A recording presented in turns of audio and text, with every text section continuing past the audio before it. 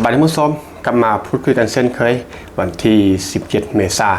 หลังจากที่ทางฝั่งไทยนั้นก็คือวันสงกรานต์นั่นบ่ได้สิ้นสุดไปแล้วก็ทางฝั่งสปป.ลาวก็เป็นบุญปีใหม่ลาวก็ได้จบไปสนุกกันก็อวยพรให้ท่านผู้ชมที่ฟังอยู่นั้นมีแต่สุขภาพเข้มแห้งเนาะเงินทองไหลมาเทมาสำคัญก็คือมีความสุขตลอดปีธนาคารกับปกติเขาก็กลับมาพูดคุยกันเช่นเคยตามปกติของเราทอกไทม์กับแม็กเรื่องนี้พีนี้ก็คือการอัปเดตตัวเลขล่าสุดนักท่องเที่ยวต่างชาติที่เดินทางเข้ามาเที่ยวประเทศไทยทะลุ10 ล้านคนย้ำว่าเฉพาะต่างชาติท่านผู้ชมทะลุ10 ล้านคนเพียงแต่4 เดือนแรกของปี แล้วลองคิดเบิ่งว่าในบรรดาประเทศอาเซียนจะมีสักกี่ประเทศเนาะที่สามารถนักท่องเที่ยวต่างชาติเข้ามาเที่ยวได้ถึง10 ล้านคนท่านผู้ชมหลายประเทศก็คือทางปีก็บ่สามารถทำได้แล้วก็มีอีกหลายประเทศเนาะที่ว่าใช้เวลาหลายเดือนหรือว่าแทบจะทางปีจึงจะสามารถนักท่องเที่ยวต่างชาติเข้ามาเที่ยวได้ถึง10 ล้านคนแต่ว่าไทยท่านผู้ชมเป็นเรื่องที่เบสิกเนาะปกติก็คือ4 เดือน10 ล้านกว่าคนก็เป็นเรื่องที่มันAmazing Thailand สุดๆแล้วก็ก่อนที่จะไปพูดคุยกันนี่ก็คือภาพวันสงกรานต์เนาะของไทยก็คือเป็นจุดที่แม็กประทับใจแม็กบอแน่ใจว่าเป็นเขาอื่นว่าเป็นเส้นทางใดทำสมที่ว่าฟังอยู่เนาะก็สามารถคอมเมนต์เข้ามาแลกเปลี่ยนพูดคุยแล้วก็บอกแม็กได้เนาะว่านี่คือเส้นทางเขาเรียกกันว่าจุดใดท่านผู้ชมที่แม็กประทับใจเลยก็คือมันบ่มีการดื่มที่ว่าปะปนเนาะเราคิดเบิ่งว่าหลายๆท่านทีนั้นจะดื่มไปพร้อมแล้วก็จะเล่นนำไปพร้อมเนาะแต่ว่าณที่นี้ก็คือแทบจะเบิ้ลคนดื่มท่านผู้ชมก็คือเป็นการเล่นนำอย่างเดียวเนาะเพราะว่าจุดที่ดื่มโดยเฉพาะมันก็มีหลายจุดมันบอกแน่นอนเลยว่าไทยนี่จุดดื่มเช่นว่าเทศกาล S2O ต่างๆมันบอกคอนเสิร์ตต่างๆก็คือมีจุดสำหรับดื่มโดยเฉพาะเนาะแต่ว่าจุดนี้ก็คือเป็นจุดที่เล่นนำโดยเฉพาะก็มีความ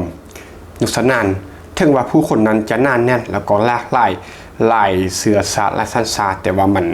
ก็บ่งบอกถึงความปลอดภัยเนาะแล้วก็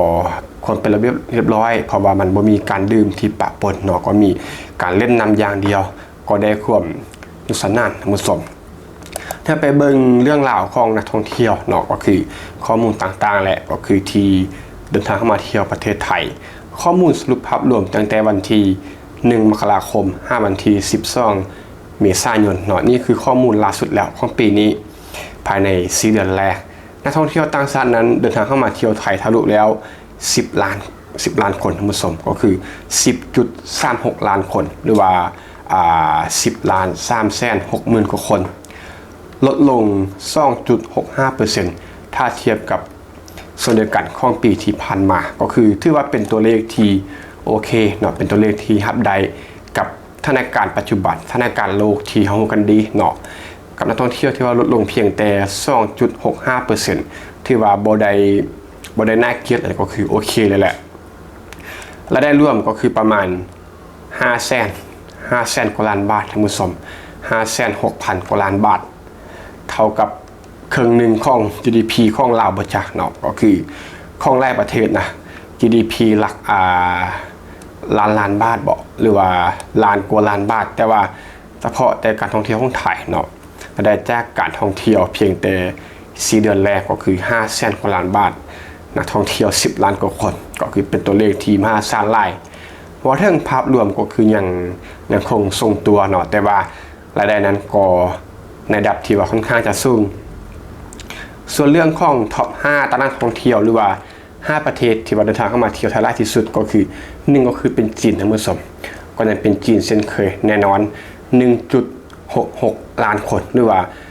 1,660,000 กว่าคน2ก็เป็นมาเลเซียเนาะ1 ล้านกว่าคน3ก็เป็นมาเลเซีย 0.79 ล้านคนหรือว่า790,000 กว่าคนแล้วก็4ก็เป็นอินเดีย 0.71 ล้านคนหรือว่า710,000 กว่าคนแล้วก็อันดับที่5ก็คือเป็นเกาหลีใต้เนาะ 0.44 ล้านคนหรือว่า440,000 กว่าคนนี่คือนักท่องเที่ยวที่ว่าเดินทางเข้ามาเที่ยวไทยมากที่สุดอินไซต์สำคัญของเรื่องนี้ก็คือโครงสร้างตลาดการท่องเที่ยวก็ยังเป็นเอเชียเนาะบวกกับ ระยะไกลเป็นหลักเช่นว่ามาเลเซียที่ว่าเห็นในทางชัดเจนเนาะที่ว่าเป็นประเทศที่ติดกับไทยเนาะแล้วก็เดินทางเข้ามาเที่ยวไทยไล่ก็เป็นตลาดระยะไกลถ้าว่าถึงโมเมนตัมในช่วงสงกรานต์ก็คือนักท่องเที่ยวที่ว่าเดินทางเข้ามาเที่ยวก่อนที่จะถึงสงกรานต์เนาะวันที่6 เมษายนวันที่12 เมษายนก็ว่าได้ว่าเป็นอาทิตย์หนึ่งก่อนที่จะถึงสงกรานต์แม่นบ่หรือว่าไงคืออาทิตย์ก่อนสงกรานต์เนาะนักท่องเที่ยวนั้นเดินทางเข้ามาเที่ยวรวมเพิ่มขึ้น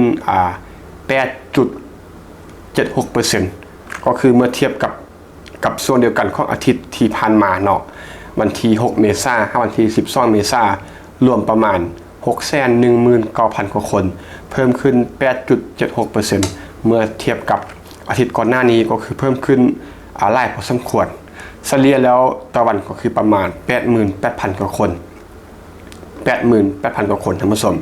นักท่องเที่ยวต่างชาติเดินทางเข้ามาเที่ยวประเทศไทยก็คือวันหนึ่งนี่ก็คือเกือบ100,000 คนก็คือเป็นเรื่องปกติของไทยเนาะในขณะที่หลายประเทศในภูมิภาคหรือว่าในทั่วโลกนี่นะต้องใช้เวลาเป็นอาทิตย์เป็นเดือนนักท่องเที่ยวจะแตะถึงแสนแต่ว่าไทยก็คือวันละ 8-9 หมื่นคนตัวเลขที่ว่าโหดหลายกลุ่มช็อตเฮาส์หรือว่ากลุ่มระยะสั้นเนาะก็คือเติบโตแรงแต่400,000 คนหรือว่าบวก 18.32% อินไซต์สำคัญก็คือเทศกาลใหญ่เป็นตัวเล็งดีมานระยะสั้นในอย่างชัดเจนนี่เป็นตัวที่บ่งบอกว่าถึงแม้ว่าสถานการณ์โลกจะเป็นแบบใดเนาะความบ่สงบจะเป็นไม่ได้ก็ตามแต่ว่าเทศกาลสงกรานต์ก็ยังเป็นอีกหนึ่งเทศกาลที่ว่าผู้คนทั่วโลกนั้นให้ความสนใจหลั่งไหลกันเข้ามาเพื่อมาเที่ยวงานบุญสงกรานต์ที่ประเทศไทยก็คือเติบโตแรงเนาะก็คือเติบโตสูงจากคนที่ตั้งใจบินมาเที่ยวสงกรานต์ทั่วทุกมุมโลกท่านผู้ชมถ้าว่าถึงการเปลี่ยนแปลงเนาะ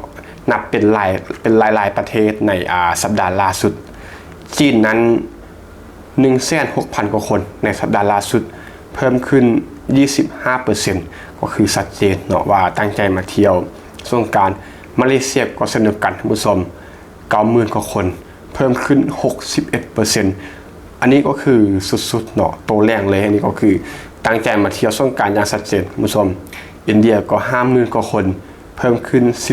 16% รัสเซียนี้ 36,000 กว่าคนติดลบ 11% ผู้ชมเป็นประเทศเดียวที่ว่าติดลบแล้วก็สหรัฐอเมริกา 24,000 กว่าคนเพิ่มขึ้น 19% นี่คือสัปดาห์ล่าสุดเนาะของบรรดา5 ประเทศที่กล่าวมา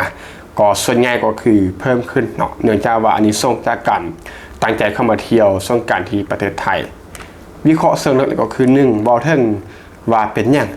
นักท่องเที่ยวลดลงเล็กน้อยแต่ว่ารายได้อย่างสู้ท่านผู้ชมปัญหาก็มาจาก